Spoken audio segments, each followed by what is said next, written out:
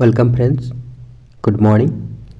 सो हमने जो रेजोल्यूशन बनाया था ताकि हम प्रीवियस ईयर क्वेश्चंस को सॉल्व करेंगे हर रोज़, ठीक।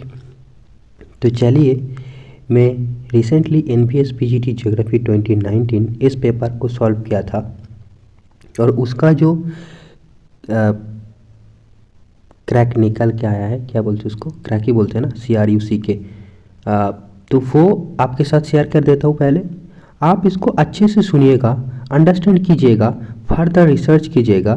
उसके बाद डिस्क्रिप्शन में दिया गया लिंक को जाकर आप इसी क्वेश्चंस को एक्सेस कर पाओगे। यानी एनवीएस पीजीटी ज्योग्राफी 2019 का जो पेपर है, एक्चुअल पेपर है, उसको एक्सेस कर पाओगे और वहाँ से आप खुद से सॉल्व करना स्टार्ट करना, ठीक है। तो फिर देखना कि आपका रिटेन कैपेसिटी कितना हो रहा है, ठीक है।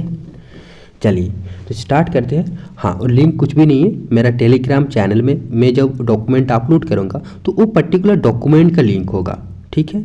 टेलीग्राम चैनल का लिंक नहीं है, वो पर्टिकुलर डॉक्यूमेंट का लिंक होगा, ताकि आप इस वीडियो को कभी भी देख रहा हो, चाहे 10 साल बाद देख रहा हो, अगर वो डॉक्यूमेंट उस चैनल में पड़ा हुआ होगा तो आपको ढूंढना नहीं पड़ेगा।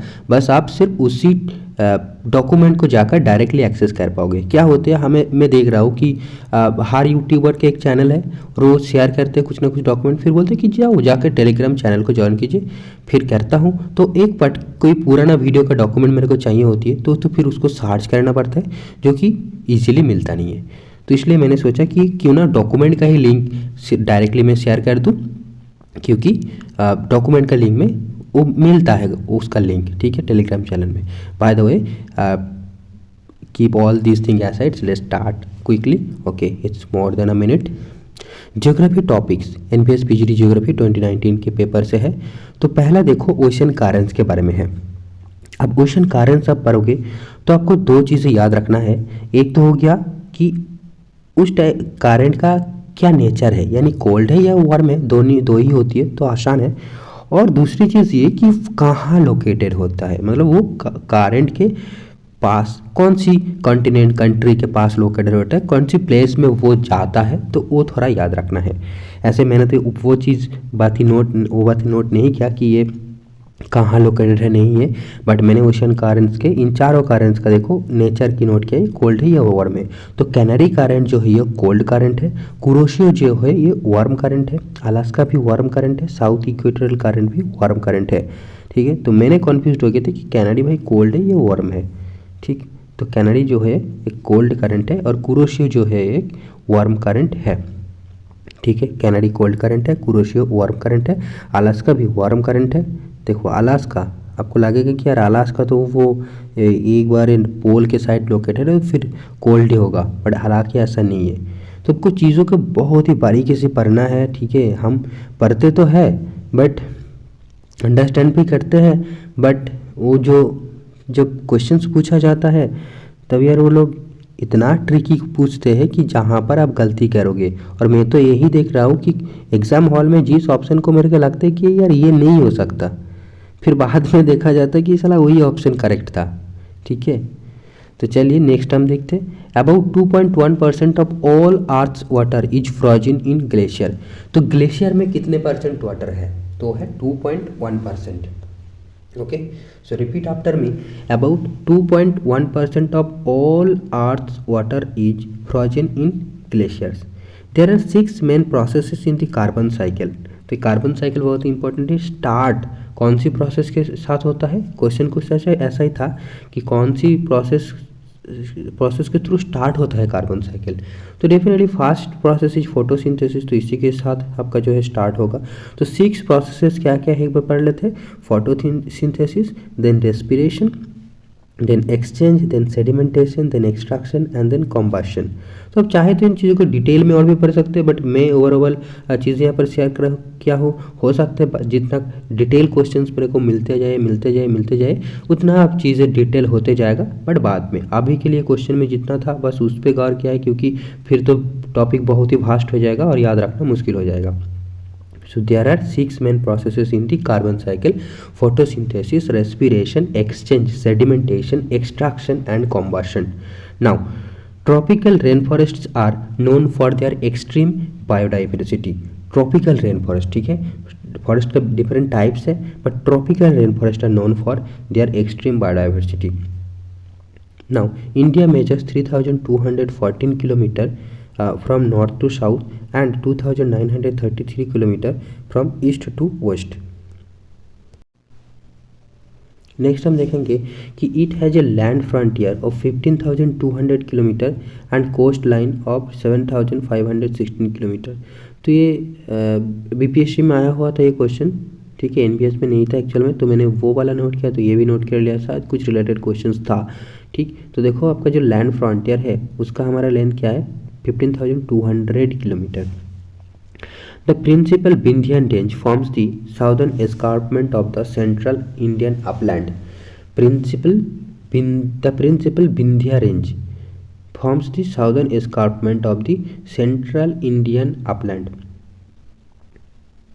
It runs roughly parallel to the Narmada river in the east-west direction, forming the southern wall of the Malwa plateau and Madhya Pradesh. यानी देखो नर्मदा जा रहा है, उसके ऊपर क्या है, सातपुरा है, नीचे विंध्या है, और उसके मिडिल में, सातपुरा और विंध्या के मिडिल में हमारा नर्मदा जा रहा है. तो कुछ इस तरीके का क्वेश्चन था.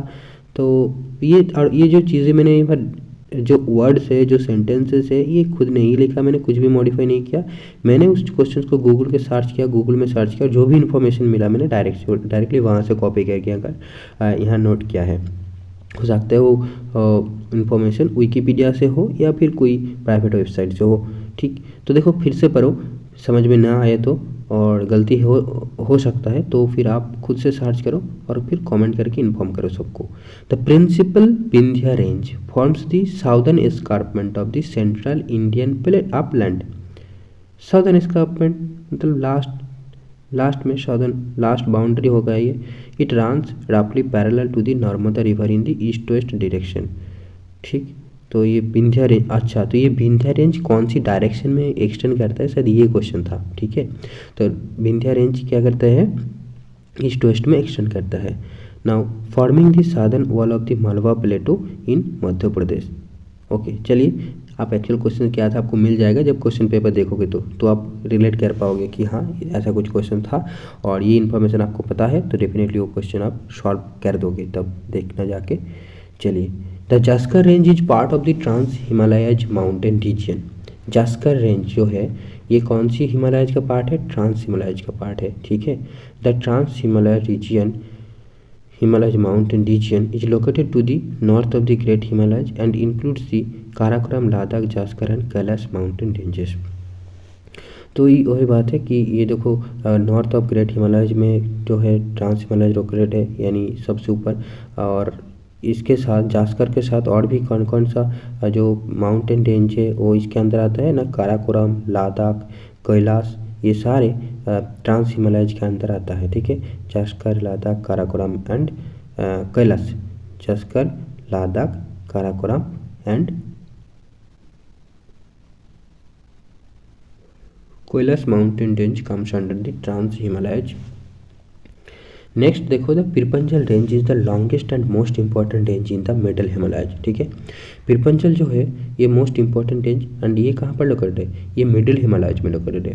It extends from the Jhelum river to the upper Beas river for over 300 kilometre. Jhelum है आपका वेस्ट साइड में, बियास जो है ये आपका ईस्ट में है. The Pirpanjal range is separated from the Zanskar range by the valley of Kashmir. The Pirpanjal range is separated from the Jaskar range by the valley of Kashmir. The Pirpanjal range is separated from the separated from the Jaskar range. ठीक है, Zanskar range हमारा trans Himalayas में है और पिरपंजल जो है ये middle Himalayas में है, और ये दोनों के बीच में हमारा वैली ऑफ कश्मीर लोकेटेड है. The land mass of India covers an area of about 3.28 million square किमी. ये भी बीपीएससी में आया हुआ क्वेश्चन है.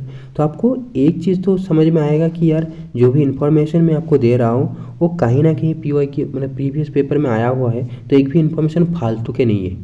एक चीज़ तो ये आपको समझ में आएगा. तो आपको कैसे भी करके चीज़ों को याद रखना है अगर एग्जाम निकालना है तो. The landmass of India covers an area of 3.28 million square किमी. Now, supersaturation occurs in the absence of condensation nuclei. Supersaturation occurs in the absence of condensation nuclei, condensation nuclei जब कम होंगे तब सुपर सैचुरेशन हो जाएगा यार। Now Bangladesh has the longest land border with India at 4096.7 किमी। The Narmada originates on the western flank of the Amarkantak Plateau at a height of about 1057 meter, flowing in a rift valley between the Satpura in the south and the Vindhya range in the north. It forms, अच्छा मैंने पहले गलत बोल दिया क्या, कि मैंने पहले बोला कि सातपुरा ऊपर है नीचे विंध्या है, मतलब विंध्या ऊपर है और सातपुरा नीचे है, ठीक है, विंध्या सातपुरा ऐसा है। तो आई थिंक इसके मैं नेक्स्ट टाइम इमेज भी ऐड करूँगा, क्योंकि ये सारे मैप इजीली अवेलेबल है और हम बार बार देखेंगे तो बार बार कन्फ्यूज़ नहीं होंगे हम, ठीक है, बार बार हम मैप को देखेंगे तो फिर बार बार कन्फ्यूज़ नहीं होंगे, तो बहुत ज़रूरी है। तो देखो एक बार फिर से पढ़ते हैं। The Narmada originates on the western flank of the Amarkantak plateau at height of about 1057 metre, flowing in rift valley between the Satpura in the south and the Vindhya in the range in the north. नहीं, तो पहले विंध्या है, हाँ पहले विंध्या है तो उसके बाद सातपुरा है। मैंने आई थिंक पहले गलत बोला था, जो नर्मदा की बात आई थी ना पहले एक पॉइंट पे था। तो देखो क्या है, सातपुरा साउथ में है and Vindhya range in the north में है। Satpura in the south, Vindhya range in the north, मतलब हम ऊपर से देख रहे हैं तो विंध्या पहले होगा, उसके बाद नर्मदा होगा, फिर आपका सातपुरा होगा। इट फॉर्म्स है pictures Q gods in marble rocks and the Dhuandhar waterfall near Jabalpur. तो मैं एक बार मैप में देख लेता हूँ क्योंकि दोबारा मौका ना मिले। चलिए, हाँ तो मैंने एटलास मैप को खोला, देखो पेज 11 पे आपको दिया हुआ है जो कि फिजिकल मैप ऑफ इंडिया है। तो यहाँ पर आपको चीज़ें दिख जाएगा कि पहले विंध्या रेंज है, उसके बाद आपका नर्मदा रिवर है, मतलब सातपुरा और विंध्या के मिडिल में। तो पहले विंध्या है उसके बाद सातपुरा है। तो कैसे याद रख सकते हो इसे, देखो एक तो हो गया VNS, अगर हमने 3 letters of the first 3 letters को कंसिडर करें तो VNS, ठीक है, तो हाँ NVS, ठीक है, NVS, क्योंकि ये क्वेश्चन पेपर NVS का है। तो देखो VS NVS मतलब नाम में ही है ना, N फॉर नर्मदा और इसके बीच में मतलब किसके बीच में है, VS के बीच में है। तो V for Vindhya, S for Satpura. तो ऐसे करके भी याद रख सकते हो। तो चलिए, आई होप आप आज के बाद आपको याद रहेगा। ट्रिक याद रखने की जरूरत नहीं है, इन्फॉर्मेशन को याद रखिए, बाकी जो ट्रिक है अपने आप आ जाएगा ताकि आपका कन्फ्यूजन दूर हो जाएगा। वरना तो सेम चीज़ होगा ना, ट्रिक रटना पड़े तो फिर वो ट्रिक नहीं है। तो the Narmada originates on the western flank of the Amarkantak Plateau at a height of about 1057 meter, flowing in a rift valley between the Satpura in the south and the Vindhya in the Vindhya range in the north. It forms a picturesque gorge in marble rocks and Dhuandhar waterfall near Jabalpur. तो देखो और एक information आपको मिला कि धुआंधार waterfall ये इसी river में लोकेटेड है, यानी नर्मदा के ऊपर लोकेटेड है, और एक कहाँ लोकेटेड है, जबलपुर के नियर जबलपुर जो है धुआंधार फॉल आपका लोकेटेड है। Now the Tapti river originates in the eastern central part of Satpura, crossing the range in the center and running west at the range's southern slopes. The Narmada river originates from northeastern end of Satpura in Amarkantak। तो इतने question नहीं थे but related points कुछ मिले तो इसलिए note किया है मैंने। The Narmada river originates from northeastern end of Satpura in Amarkantak and runs in the depression between the Satpura and Vindhya ranges, draining the northern slope of the Satpura range. All of western and central Asia remains under the influence of westerly winds along the altitude of 9 to 13 km from west to east. All of western and central Asia remains under the influence of westerly winds along the altitude of 9 to 13 km from west to east.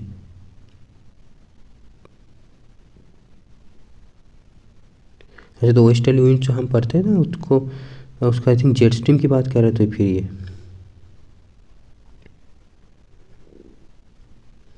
ठीक ना, क्योंकि जो westerly wind अपर air में है तो ये तो jet style है 9 to 13 किलोमीटर, ठीक है। The northern plains of India includes the states of Uttar Pradesh, Bihar and waste Bengal. देखो नॉर्दर्न प्लेन्स तीनों स्टेट को लेकर जो है तो क्या है, उत्तर प्रदेश है, बिहार है, वेस्ट बंगाल है।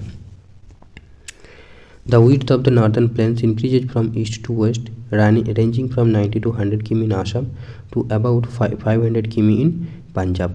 तो जितना हम वेस्ट में जाते हैं उतना प्लेन्स का जो रेंज है वो इंक्रीज होता है। तो देखो हमने अभी भी पढ़ा कि जो नॉर्दर्न प्लेन्स है वो सिर्फ तीनों स्टेट में लोकेटेड है, बट हालांकि ऐसा नहीं है। तो फिर क्योंकि यहाँ पर ये क्या बोल रहा है कि इसका आसाम में भी है देखो, और पंजाब में तक भी है, ठीक। तो पंजाब में सबसे हाईएस्ट इसका रेंज है। तो चलिए, तो एक्चुअल सवाल यह था कि नॉर्दर्न प्लेन्स जो है ओनली 2 स्टेट में एक्सटेंड करता है, उत्तर प्रदेश एंड बिहार। तो हालांकि वो स्टेटमेंट आपका गलत है, ऐसे भी आपको अंदाज़ा होगा कि ऐसा थोड़ी हो सकता है। Now the northern plains of India, अच्छा ये तो पढ़ा हमने, है ना। तो द तेराई और Terai is a lowland region in northern India and southern Nepal that lies south of the outer foot hills of the Himalayas, the Shivalik hills and the north of the Indo Gangetic plain. तो तराई रीजन काफ़ी important है। तो ये कहाँ पर located है, देखो India and southern Nepal के बॉर्डर में लोकेटेड है, ठीक है। Northern India and southern Nepal के बॉर्डर में लोकेटेड है। एंड ये south of the outer foothills of the Himalayas में लोकेटेड है, the Shivalik hills and the north of the Indo Gangetic plain. तो कहाँ एक्चुअल में लोकेटेड है, ये southern outer foot hills of the Himalayas, that is called Shivalik hills and north of the Indo-Gangetic Plain. Now, Tarai region of northern India and southern Nepal running parallel to the lower ranges of the Himalayas, a strip of undulating former marshland, it stretches from the Jamuna river in the west to the Brahmaputra river in the east. तो Terai reason के extension देखो, Jamuna river in the west से लेकर Brahmaputra river in the east तक है। Now see Dandakaranya physiographic region in east central India, extending over an area of about 35,600 square miles, that is 92,300 square किमी, ठीक है। तो दंडकर्ण रीजन जो है ये इसका एक्सटेंट है, और ये ईस्ट सेंट्रल पार्ट में ऑफ इंडिया लोकेटेड है। बट ऑप्शन में ये जो इन्फॉर्मेशन ईस्ट सेंट्रल था ही नहीं, तो आप देखोगे तो पता चलेगा आपको। तो उस टाइम क्या करोगे वो आंसर नहीं पता मेरे को। Now it includes the Abujhmarh hills in the west and borders the eastern Ghats in the east, ठीक। Abujhmarh hills in the west and eastern side में ईस्टर्न घाट्स है। The Dandakaranya includes parts of Chhattisgarh, Orissa, Telangana and Andhra Pradesh state. Dandakaranya कौन कौन सी स्टेट में है, देखो छत्तीसगढ़, उड़ीसा, तेलंगाना एंड आंध्र प्रदेश स्टेट में है। छत्तीसगढ़, उड़ीसा, तेलंगाना एंड आंध्र प्रदेश स्टेट में आपका दंडकर्ण रीजन लोकेटेड है। The soil survey of India was established in 1956 to conduct scientific surveys of soils. The factual information is the soil survey of India was established in 1956 to conduct scientific surveys of soils. Now, mountain forests are found in regions like the slopes of the Himalayas in Himachal Pradesh, Uttarakhand, Sikkim, and other northeastern states. The moist deciduous forests are more pronounced in the regions which record rainfall between 100 to 200 centimeter. Deciduous कहाँ है, ठीक है, moist deciduous, तो ये 100 to 2 centimeter के बीच में located है। These forests are found in the northeastern states along the foothills of Himalayas, eastern slopes of the western Ghats and Odisha. These forests are found in the northeastern states along the foothills of the Himalayas, eastern slopes of the western Ghats and Odisha. Now the Nokrek Biosphere Reserve is located in the state of Meghalaya. The Nokrek Biosphere Reserve is located in the state of Meghalaya. देखो ये पर आपको लग सकता है कि biosphere reserve, चलो पहले सारे लिस्ट पढ़ लेते हैं बायोस्फीयर रिजर्व का। तो मैंने भी काफ़ी बार सोचा है ऐसा, बट ऐसा होता नहीं है। तो मेरे को ये लगता है कि ये यार आप एक एक चीज़ को आप कैसे भी करके मतलब याद रखो। आप एक टाइम पा रहे हो तो 1 से 2 चीज़ को ही याद रखो, ऐसे करके करते करते करते आपका लिस्ट जो है वो कंप्लीट हो जाएगा। जैसे कि मान लो आपके रिलेटिव्स 10 रिलेटिव्स है, तो उन सारे के नंबर्स आपने अगर सोच लिया कि यार चलो आज सारे का नंबर्स रट लेते हैं, ऐसे थोड़ी होते नहीं होते। कैसे होते हैं कि आज मान लो मैंने पापा का नंबर याद कर ली, ठीक है, रट लिया कल, और फिर 2 दिन बाद फिर सिस्टर का नंबर रट लिया, और उसके दिन बाद आपका गर्लफ्रेंड का भी रट लिया। तो ऐसे करके होता है ना। तो ऐसे करके जो पूरा लिस्ट है वो कंप्लीट हो जाएगी कि हाँ यार आप 5 to 7 रिलेटिव्स हो या फिर आपकी जो जान पहचान की हो उसके नंबर आप बता दे सकोगे। तो ऐसे ही आप ये लिस्ट कभी याद कर सकते हो, बट मेरे को ऐसा लगा कि मैंने कभी नहीं कर पाया ऐसा तो आज तक, ठीक है। तो नॉकरेक बायोस्फीयर रिजर्व, तो इसलिए मैंने ये सोचा कि चलो यार बार बार रिवीजन वाला कोई स्ट्रैटेजी बनाते हैं, और अभी के लिए मेरे को यही सही लगा, ठीक है। क्योंकि हमेशा फुल टॉपिक को पढ़ने में बहुत बोरिंग लगता है, और इस तरीके से हमारा नोट भी बन जा रहा है। और तो बाद के लिए भी हम चाहे तो पीडीएफ निकाल के भी हम इसको रिवाइज कर पाएंगे, है ना, जो शॉर्ट नोट के नाम पे बोलते हैं हम। तो मान लो बायोस्फीयर रिजर्व है, दिखा जा रहा है कि इन्हीं सारे बायोस्फीयर रिजर्व हमारा पूछा गया है बार बार, तो वो सारी चीज़ें हम रट लिया फिर बाद में। ओके, आई होप मेरी बात आपको समझ में आ रहा है, जो भी डिस्कशन यहाँ पर हो रहा है। ठीक है, चलिए हम पढ़ते हैं। The Nokrek biosphere reserve is located in the state of Meghalaya.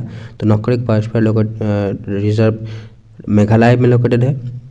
The entire area is mountainous and Nokrek is the highest peak of the Garo hills. तो ये एक्चुअल में गारो हिल्स में लोकेटेड है, rising up 1412 metres. UNESCO added the Nokrek biosphere reserve to its list of biosphere reserve in May 2009। देखो, इसके साथ जो option में दिया गया था वो सारे बायोस्फीयर रिजर्व के बारे में आप जानिए। The Pachmarhi biosphere reserve is located in the Satpura range of Madhya Pradesh, India.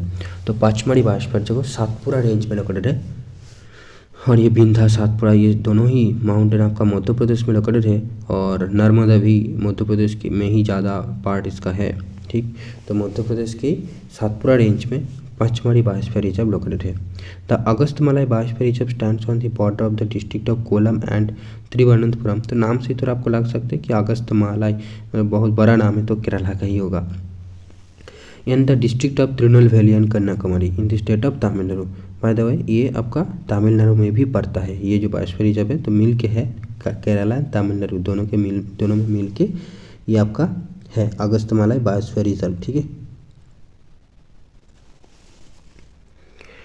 Then Nilgiri biosphere reserve, ये भी क्या है, नीलगिरी माउंटेन्स में लोकेटेड है of the western Ghats and southern India. It is the largest protected forest in India. तो ये इन्फॉर्मेशन याद रखना कि ये है आपका largest protected forest in India and spreading across Tamil Nadu, Karnataka and Kerala. तो हमने अगस्तमालाई देखा क्या, 2 ही स्टेट में है, एक हो गया तमिलनाडु एंड केरला, बट नीलगिरी जो है तीनों स्टेट में है, Karnataka, Kerala and Tamil Nadu. Okay, now Regur soils is known as black cotton soil. The National Institute of Disaster Management was created in 2006. The Bureau of Standards has divided India into 4 seismic zones based on historical seismic activity. क्या है ना, zone I think 2, 3, 4 and 5 है, 1 बोल के कुछ है नहीं अभी के लिए। ठीक है, the disaster management act was passed by the government of India in 2005 and came into force in January 2006। तो डिजास्टर मैनेजमेंट एक्ट जो है वो कब बना था, 2005 में, और जो इंस्टीट्यूट है वो बना था, यानी national institute of disaster management, तो बना था, 1 साल तो लग ही जाता है यार, तो 2006 में बना था। ठीक है, now geodesy, the science of measuring the earth's shape and position on it allows the measurement of plate motion directly using GPS, the global positioning system. This network of satellites is more stable than the Earth's surface. So, when a whole continent moves somewhere at a few centimeters per year, GPS can tell. Geodesy, the science of measuring the Earth's shape and positions on it, allows the measurement of plate motion directly using GPS, the global positioning system. This network of satellites is more stable. तो हमारा जो plate actually move कर रहा है उसको हम जानने के लिए कौन सी किसके बेसिस पे हम बोलते हैं, या फिर किसके थ्रू हमको पता चलता है, तो क्या है ना, GPS के थ्रू ही हमको पता चलता है। नाउ मैप इन्फो प्रो, ये क्या है, allows users to visualise, definitely software है, visualise, analyse, edit, interpret, understand and output data to reveal relationships, patterns and trends. Integrated Land and Water Information System (ILWIS) is a remote sensing and GIS software which integrates images, vector and thematic data in one unique and powerful package on the desktop. तो integrate करने में काम आता है, integrated land and water information system, इसका full form भी काफ़ी important है, देखो ILWIS, integrated land and water information system. The coefficient of variability can quantitatively measure the rainfall evenness or unevenness of the storm events, which is given by a large CV value, larger CV. अच्छा, तो वो बोलो ना कि मैंने copy किया है तो शायद यहाँ पर कुछ गलत चला आया, बट ये मत पढ़ो, आप सिर्फ इतना पढ़ो, the coefficient of variability can quantitatively measure the rainfall evenness और unevenness of the storm events.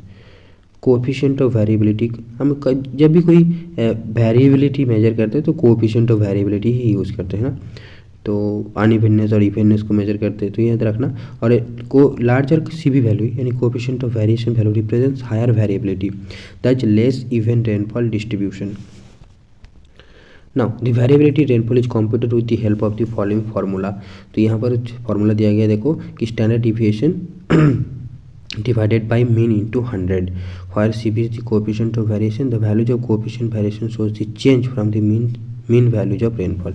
तो एक्चुअली क्या डिनोट करते हैं कि वेरिएशन कितना है फ्रॉम द मीन वैल्यू, ठीक है। Coefficient of variation shows the change from the mean values of rainfall. The actual rainfall in some places deviates from 20 to 50%। the actual rainfall in some places deviates from 20 to 50%। the actual rainfall in some places deviates from 20 to 50%। most of severe cyclones of the Bay of Bengal form during the post monsoon season in the months of October and November। a few severe cyclones form during May also, but the post monsoon cyclones are severest, due to which this season is also known as storm season in South Asia। तो cyclone हमारा कौन सी season में ज़्यादा होता है, एक तो होता है मई में होता है एक बार, और आपका नवंबर में, ठीक है। Few severe cyclone form during May also, but the post-monsoon cyclones are severest, due to which this season is also known as storm season। So it is observed that frequency distribution of the Bay of Bengal storm has two peaks। ये वाला important है कि one in the month of May and other in the month of November, ठीक है। तो peak में कब जाता है, तो मई मंथ में एक बार जाता है और पोस्ट मानसून सीजन में आपका नवंबर में जाता है। The highest frequency of storms is one which occurs in November. तो हाइस्ट फ्रीक्वेंसी कब होता है, मई में नहीं होते, हाइस्ट कब होता है, नवंबर में ही होता है।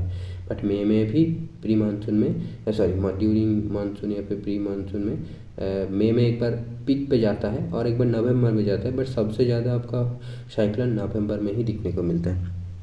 A tropical depression forming in the Bay of Bengal during November has a high probability of becoming a severe cyclone।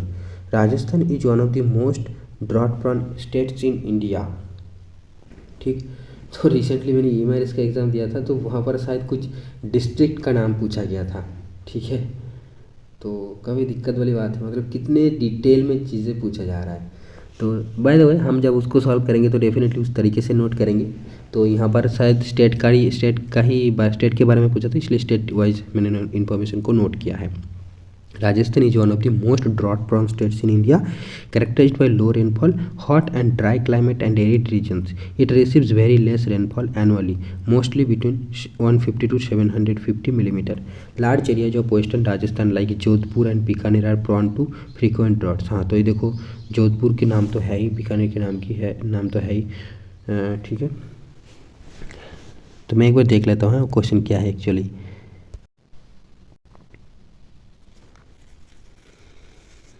ठीक है, तो एक्चुअल क्वेश्चन मेरे को अभी ढूंढने के मिला नहीं, तो देखेंगे बाद में। देखो ट्रॉपिकल साइक्लोन के बारे में पढ़ते हैं। The centre of A tropical cyclone is called the I and it's usually cloudless and calm। The eye is a region where winds are light and rainfall does not occur। At the center of a mature tropical cyclone, air sinks rather than rises। तो ये बात याद रखना कि आई में, tropical cyclone का आई में years rise नहीं करते, सिंक करते। For a sufficiently strong storm, air may sink over a layer deep enough to suppress cloud formation, thereby creating a clear eye। और ये cloudless होता है। Weather in the eye is normally calm and free from convective clouds, although the sea may be extremely violent। As the air sinks, it compresses and warms, making the eye about 10 degree Fahrenheit warmer than other parts of the storm। तो ये आई जो है relatively 10 degree Fahrenheit warmer होता है from its surrounding areas. Warmer air can hold more moisture before condensation occurs, so the eye is usually cloud free। The center of a tropical cyclone has low pressure, while the surrounding area has high pressure। Carl Ritter 1779 to 1859 is credited with developing the concept of unity in diversity। ठीक है, Karl Ritter is credited with developing the concept of unity in diversity. तो ये recently इसके बारे में भी question आया था, EMRS में डेफिनेशन पूछा गया था। तो देखो ये वाला था, तो मैंने गलत करते करते बच गया कि हेटनर की डेफिनेशन के बारे में पूछा गया था। तो डिफरेंस जो फेनोमेना पूछा गया था, ठीक है। हाँ, एक बार देख लेता हूँ। हाँ, तो अगर आपके पास पेपर है तो देख सकते हो कि क्वेश्चन नंबर 80 जो है, geography studies the differences of phenomena usually related in different parts of the earth surface. तो ये किसने दिया है? हेडनर ने दिया था। पहले तो मैंने हार्टस्टोन को कह दिया था, फिर बाद में आता है कि यार हार्टस्टोन तो नहीं हो सकता, डिफरेंशिएशन है। और एग्ज़ाम के पहले दिन मैंने इस पेपर को एग्ज़ाम के पहले दिन सॉल्व किया था, वरना तो मैं गलत करके आता डेफिनेटली। ठीक है, तो चलिए ह्यूमन ज्योग्राफी का देखो, एलन चर्चिल सैम्पल ने क्या डेफिनेशन दिया था कि changing relationship between the unresting man and the unstable earth. ठीक है, the international labour organisation initially propose the basic needs approach to human development. तो इंटरनेशनल लेबर ऑर्गेनाइजेशन, तो ये इस बार पूछा था कि यार इनकम अप्रोच किसने डेवलप किया था, तो इसके बारे में क्वेश्चन था। तो मेरे को एग्जैक्ट आंसर नहीं पता, बट मैंने अमर्त्य सेन को जो है करेक्ट आंसर माना है वहाँ पर। ठीक है, और तो हम देखेंगे उसको भी जब सॉल्व करेंगे डिटेल में। The international labour organisation initially propose the basic needs approach to human development. This approach focuses on 6 basic needs, that is health, education, food, water supply, sanitation and housing. ठीक है, basic needs क्या है? Health, education, food water supply, sanitation, housing. Kerala state has the highest sex ratio in India. It has a sex ratio of 10:84 as per the 2011 census. It is followed by Puducherry, Tamil Nadu and Andhra Pradesh. Haryana has the least sex ratio of 879. Kerala state has the highest sex ratio in India. It has a sex ratio of 10:84 as per the 2011 census. It is followed by Puducherry, Tamil Nadu and Andhra Pradesh. Haryana has the least sex ratio of 879. तो census है बहुत important है ना। केरला का highest sex ratio था 2011 के base पर, और जो हरियाणा है उसका लोएस्ट है, और केरला के बाद जो हाईएस्ट है, सेकंड हाईएस्ट है वो आपका पुडुचेरी है, देन तमिलनाडु है, आंध्र प्रदेश, ये सारी चीज़। नाउ यहाँ पर एक सवाल और था कि Alps are a mountain range in Europe and the Appalachian Mountains are a mountain range in the North America. The Appalachian Mountains are also known as the Eastern Mountains. तो आई थिंक ये हमारे इसमें था क्या, नहीं Bihar BPSC में था I think, Bihar वाला जो ये था। ठीक है, वहाँ पर कि which one of the the not the young fold mountain ऐसे करके था। तो ये एपालेशियन था। तो एपालेशियन एक्चुअली क्या है, देखो एपालेशियन जो है ना ये एक ओल्ड फोल्ड माउंटेन है। ठीक, एपालेशियन बाद में लिखा हुआ देखो, the Appalachian mountains from the eastern boundary of North America and they are a set of old fold mountains. तो ये आल्प्स और एपालेशियन के बारे में मैं कन्फ्यूज हो गया था। तो आल्प्स एक्चुअल में क्या है, यूरोप में है, और एपालेशियन कहाँ है, नॉर्दर्न अमेरिका में है। ठीक है, नॉर्थ अमेरिका में है, तो ये बात याद रखना। और आल्प्स जो है ये एक आपका यंग फोल्ड माउंटेन है, बट एपालेशियन क्या है, ये ओल्ड फोल्ड माउंटेन है। ओके, तो वो क्वेश्चन में लगाया। अब देखो नेक्स्ट है, Arunachal Pradesh is the state with lowest population density of just around 13 per square km and waste Bengal has the highest population density according to the census 2011। ठीक, the location of iron and steel mills in India is determined by the availability of iron ore coking coal, limestone and manganese. The location of iron and steel mills in India is determined by the availability of iron ore. तो ये पूरा sequence में होना चाहिए। ठीक है, question में कुछ ऐसा ही था, सीक्वेंस के बारे में पूछा गया था। इतने में ख़त्म हो गया क्या भाई, इतना ही क्वेश्चन था?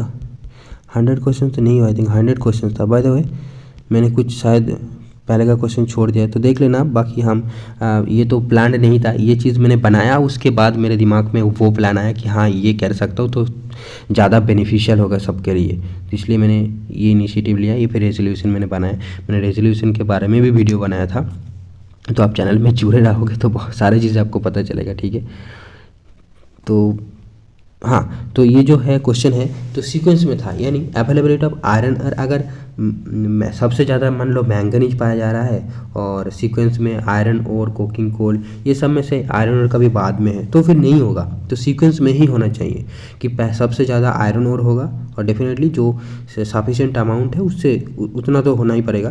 तो iron ore, then coking coal, then limestone, then manganese. ठीक है, तो ये पूरा सीक्वेंस में होना चाहिए, डिटरमाइन करेगा ये 4 factors, iron ore, then coking coal, then limestone, then manganese. Iron ore, coking coal, limestone, manganese. ठीक है, iron ore, coking coal, limestone and manganese. तो ये हमारा जो नोट किया है ये मैंने कंप्लीट हो गया, और ये माइंड मिस्टर से बनाए हैं। तो यहाँ से मैं आपको ये शेयर नहीं कर पाऊँगा क्योंकि ये देखो यहाँ पर शेयर का ऑप्शन है नहीं, ये पेड है बेसिकली, मतलब मेरे को प्रो खरीदना पड़ेगा। यहाँ पर देखो मैंने अगर एक्सपोर्ट किया तो कोई भी ऑप्शन अवेलेबल नहीं है, ये माइंड मिस्टर वाला, तो फिर आपको ऐप इंस्टॉल करना पड़ेगा। तो ज़रूरी नहीं है क्योंकि मैंने एक दूसरा ऐप ढूंढ लिया है और वहाँ से मैं आपको PDF भी इस सारी चीज़ों का शेयर कर दूंगा इसके बाद, नेक्स्ट वीडियोज़ के बाद, क्योंकि फिर यहाँ से मैं पूरा एक साथ तो कॉपी नहीं कर सकता सारी चीज़ को, तो फिर ये दिक्कत हो जाएगा, तो मैं इसको डिस्कार्ड कर दूंगा या फिर यहीं रहने दूंगा, ठीक है। और बाकी जो वीडियोस बनेंगे उसका एक दूसरा ऐप मैंने ढूंढा है, तो ये जो है माइंड ओमो करके, ठीक है, तो वहाँ से मैं आपको इसका PDF भी शेयर कर दूंगा, या फिर जो भी है इमेज फॉर्मेट में आपके साथ शेयर कर दिया सारी चीज़ों को, ठीक। तो ये बात है, ओके। तो हमने NVS PGT ज्योग्राफी का जो क्वेश्चन था,